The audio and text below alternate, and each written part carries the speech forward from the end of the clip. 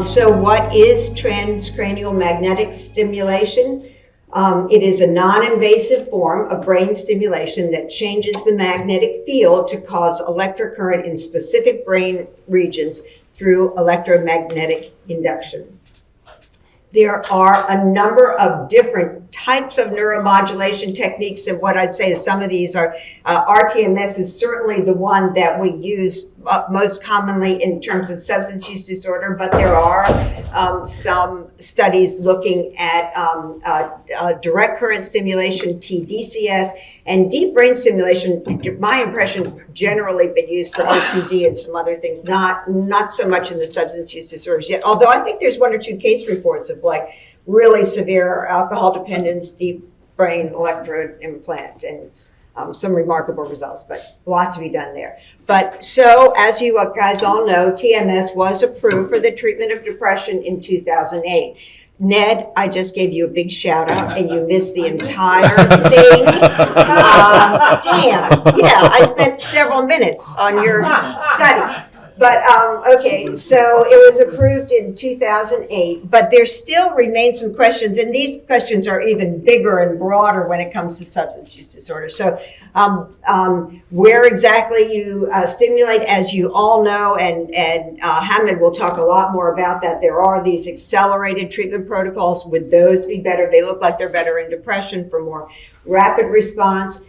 What should the brain state be at the time of the procedure? Do you want to use a cue induction at the beginning in the treatment of substance use disorders? And there's some evidence that maybe you might want to bring up those memories before you, and then finally refining the frequencies and patterns. And we'll talk a little bit about the use of theta bursts. And then what do you do over the long haul? What's the durability of a course of treatment, or maintenance treatments? All of this stuff, I'd say, is pretty much in the research phase, although we're making headway. So generally, when we talk about rTMS, people are usually using either two levels of frequency, either high frequency or the 10 hertz. And this is really, it leads to higher cortical excitability and amplified neural response. So you would think if you're using this high frequency, you probably want to hit like the DLPFC or other areas because you want the sort of the frontal area of the brain to go on overdrive, and low frequency, which lowers cortical excitability and attenuated neural response. You can see you might want to hit some of the deeper limbic structures if you were going to go for low frequency. Almost all of the protocols in the substance use area to date are in this 10 to 20 high frequency range.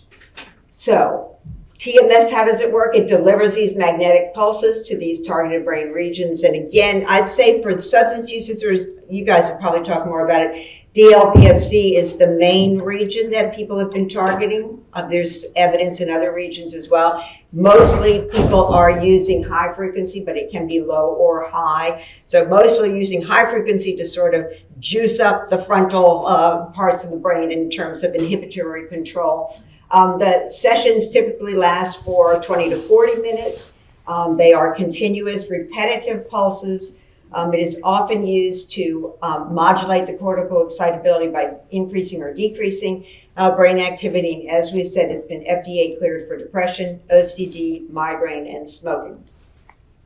Theta burst is a newer technique that's really getting, I think, much wider airplay these days. It's intermittent theta burst stimulation. It's a specific pattern form of TMS that actually mimics the natural theta brainwave rhythm. So it's about 5 hertz. And it's administered differently. It's 3 pulses at 50 hertz repeated at 5 hertz intervals and then delivered in short bursts. There are short sessions. There are only 3 to 4 minutes per session.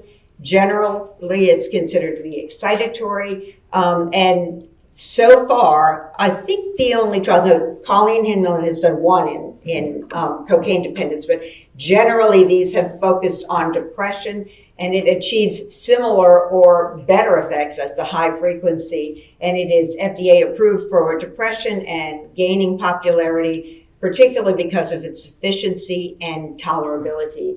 So if we just look at these, because you're going to hear more about both of them, the main thing is that it's shorter, and it is more time efficient, and you can deliver it, over consecutive days. So, and I think with that, some references, and I will turn it over to my esteemed colleague.